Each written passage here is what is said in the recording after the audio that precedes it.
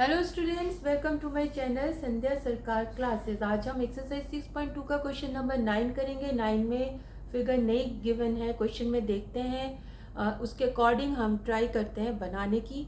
तो इसमें क्या लिखा हुआ है? A B C D is a trapezium in which A B is parallel to C D. What is a trapezium? Trapezium is a four sided figure in which one pair of opposite sides are parallel to each other. यानी कि आपको एक trapezium बनाना है, यानी कि four sided figure बनाना है जिसमें कि जो वन पेयर है वो क्या है? पैरेलल टू ईच अदर है। तो ये मैंने आपका बना दिया है, ये हमने बना लिया है ट्रेपेजियम। इसमें लिखा हुआ है ऐसा ट्रेपेजियम बनाइए जिसमें कि ए बी जो है वो सी डी के पैरेलल है। तो हम जो पैरेलल लाइंस हैं उनका नाम लिख देंगे A B and C D. अब देखिए, जब आप किसी भी फोर साइडेड उसकी फिगर की का नाम लिखते हैं तो ध्यान रखिए A B, then you have to इधर फॉलो क्लॉकवाइज और एंटी क्लॉकवाइज। या तो क्लॉकवाइज आप नेमिंग करिए या फिर एंटी क्लॉकवाइज करिए। आपने ए बी लिखा है तो आप ऐसे मत करिए कि यहाँ सी लिख दिया, यहाँ डी लिख दिया। अगर ए बी ऐसे है तो सी इधर ही आएगा, डी आएगा, ठीक है। और ए बी हम यहाँ लिखेंगे भी नहीं क्योंकि हमें वैसे भी पैरेलल साइड्स लिखनी है।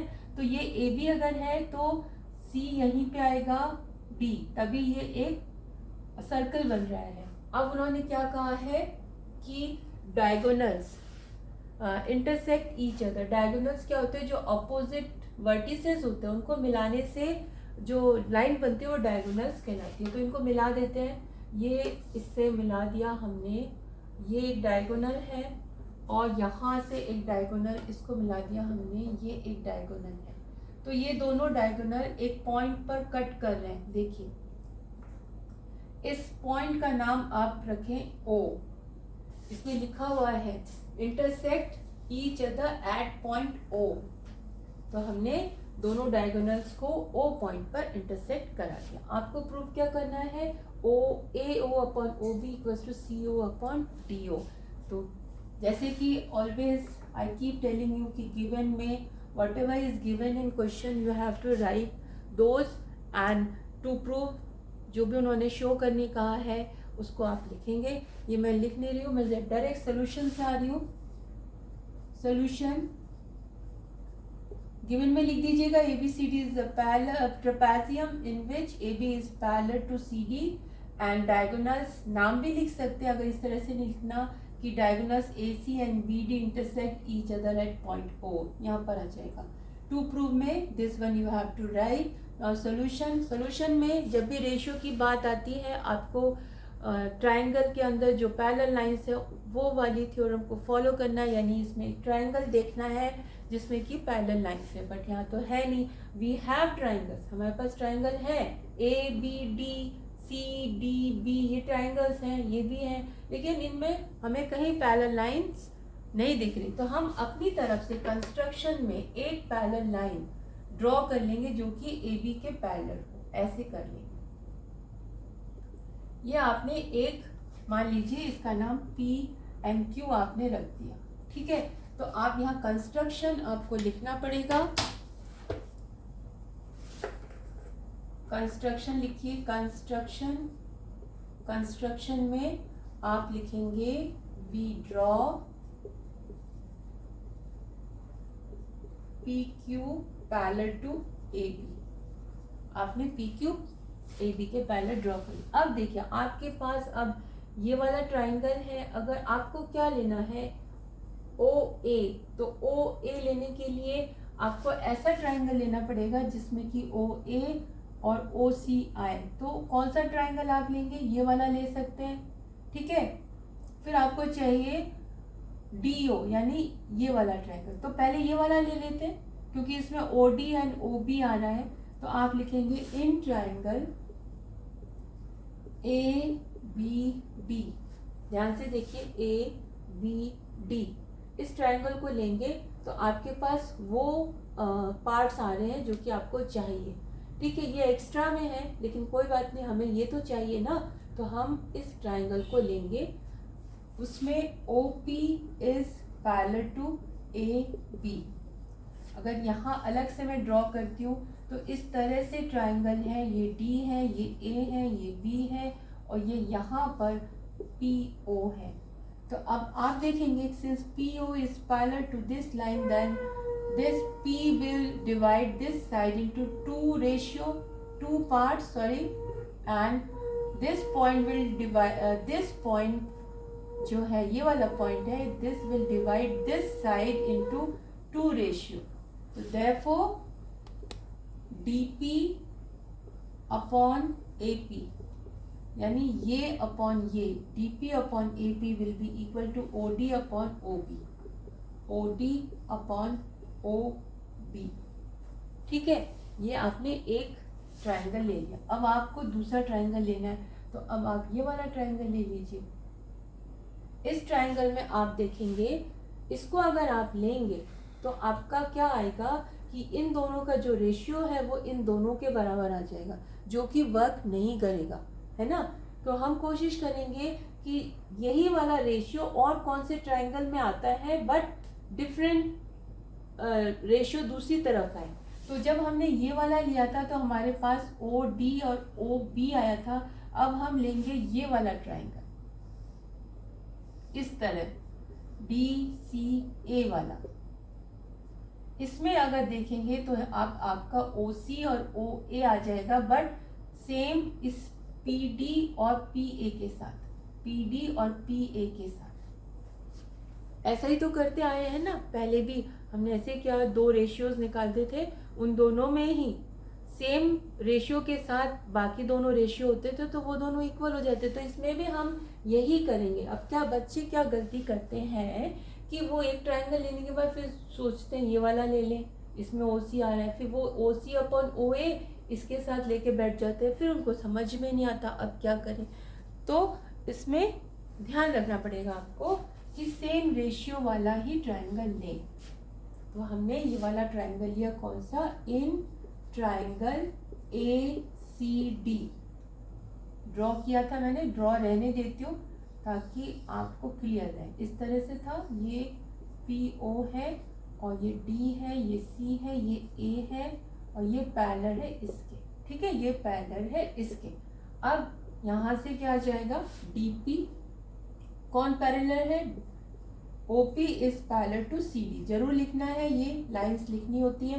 तो अब क्या लिखेंगे, DP upon AP will be equal to इस साइड वाले को OC, क्योंकि आपने DP पहले लिया है तो यहाँ पे OC लीजिए, यहाँ पे PA लिया है तो यहाँ पे OA लीजिए, तो OC अपॉन OA, ठीक है। यहाँ पे भी हमने DP लिया था पहले, तो यहाँ पर DP और AP। ये बाय मिस्टेक, मान लीजिए बाय मिस्टेक अगर आप उल्टा लिख देते हैं AP upon DP equals to AO upon OC, तो आप उसका उल्टा करके इसको इस फॉर्म में लेके आ जाएंगे, ठीक है। तो क्योंकि कई बच्चे कर सकते हैं ना कि ये इसके पैरेलल है तो वो AP अपॉन DP ले सकते हैं और AO, चलो मैं वैसे ही लिख देती हूँ ताकि आपको ये याद रहे। इस तरह से ट्राइंगल था, ये एंगल था, ये पैरेलल था, तो मैं AP पहले लिख देती हूँ। चलिए, AP upon DP, AP upon DP, A है, ये P है, ये D है, यहाँ पर O है, ये C है। तो अगर ये हमने लिया AP तो यहाँ से OA आएगा, OA अपॉन OC, ठीक है। अब क्या करेंगे, हमें तो चाहिए DP, तो हम इसका उल्टा कर देंगे और DP upon AP equals to OC upon OA। यहाँ पे रीज़न आपको लिखना है, वही पूरी थ्योरम आप लिख लीजिएगा, ठीक है। तो अगर आपने डायरेक्टली ये रेशियो ले लिया तो वेल एंड गुड, नहीं लिया तो इस तरह से आप इसका रेसिप्रोकल लेके कर सकते हैं। Now equation 1 from equation 1 and from equation 2 अगर आप ध्यान से देखें तो ये भी DPAP है, ये भी DPAP है और ये भी DPAP है। तो इसका मतलब ये और ये रेशियो इक्वल हो गए, तो यानी कि OD upon OB equals to OC upon OA। कैसे, फ्रॉम इक्वेशन 1 एंड इक्वेशन 2, ये हो गए।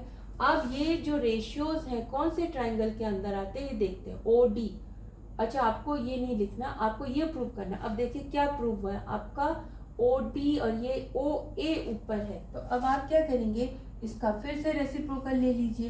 तो O B upon O D equals to O A upon O C. अब मैच करके देखिए, बट ओ ए के साथ तो ओ सी है, तो ओ ए के साथ मतलब ओ ए के साथ क्या है, ओ बी। तो क्रॉस मल्टीप्लिकेशन के अकॉर्डिंग ये इधर आ जाएगा, ये इधर आ जाएगा, और करके लिख दीजिए। यानी ओ सी इधर आ गया तो ये ओ डी के साथ हो जाएगा, और ओ ए के साथ आ जाएगा आपका ओ बी। तो क्रॉस मल्टीप्लिकेशन में आप इंटरचेंज कर सकते हैं, क्योंकि 3/5 इक्वल्स टू 4/3 है। तो आप 5 एंड 4 का क्या करते हैं, मल्टीप्लाई तो करते हैं, चाहे 4 का 5 से करिए चाहे 5 का 4 से करिए, है ना। तो उसी तरह से है ये। तो हमने इसको यहाँ ओ सी को यहाँ कर दिया और ओ बी को यहाँ पर कर दिया। और क्लियर करके अगर आपको समझ में नहीं आ रहा है तो मैं आगे आई थिंक समझ में आ गया होगा। तो O A upon O B equals to O C upon O D आपका ये प्रूव हो गया, ठीक है। और भी नहीं समझ में आ रहा है तो मैं ऐसे करके बता देती हूँ, क्रॉस मल्टीप्लाई से करके बता देती हूँ। यहाँ पे आ गया आपका O B dot O C equals to O A dot O D, ठीक है। क्रॉस मल्टीप्लिकेशन के अकॉर्डिंग ये हो गया। अब इसमें से कोई भी चीज़ यहाँ आ सकती है, कोई भी चीज़ यहाँ जा सकती है। तो हमें ओ ए के नीचे ओ बी ले जाना है, क्योंकि यहाँ पे मल्टीप्लाई हो रहा है। तो ओ ए के साथ यहाँ आएगा तो ये ओ बी हो जाएगा, और यह ओ सी बच जाएगा। और क्योंकि ओ डी यहाँ पर मल्टीप्लिकेशन के साथ है, इस तरफ आएगा तो वो ओ क्या था ये डी हो जाएगा। तो इस तरह से भी अगर नहीं समझ में आया आपको कि कैसे इधर उधर हो गए, तो मैंने आपको यहाँ से समझा दिया। तो इजी था, कुछ भी नहीं था। कभी भी बहुत सारे क्वेश्चंस ऐसे आते हैं जिसमें कि पैरेलल लाइन नहीं दी होती, तो हमें अपनी तरफ से कंस्ट्रक्शन करके उस पैरेलल लाइन की हेल्प लेकर क्वेश्चन सॉल्व हो जाता है। बहुत सारे और भी ऐसे सम्स आएंगे बाद में। मैं जो भी इम्पोर्टेंट क्वेश्चंस है या प्रीवियस ईयर के जो क्वेश्चन पेपर में जो भी लेसन मैं करवा चुकी हूँ उनसे रिलेटेड क्वेश्चंस को लेकर भी वीडियोस बनाऊंगी। लेकिन अभी मुझे लगता है कि थोड़ी थोड़ी प्रैक्टिस अभी आपको एनसीईआरटी की चाहिए। आप इसको कंटिन्यूअसली करेंगे, कुछ दिनों बाद आपको प्रीवियस ईयर्स के क्वेश्चंस भी मिलेंगे। होप समझ में आ रहा होगा। अगर समझ में आ रहा है तो please subscribe, like it, give me a comment if you have time. I know आप लोग बहुत बिजी रहते हैं, तो थैंक्स।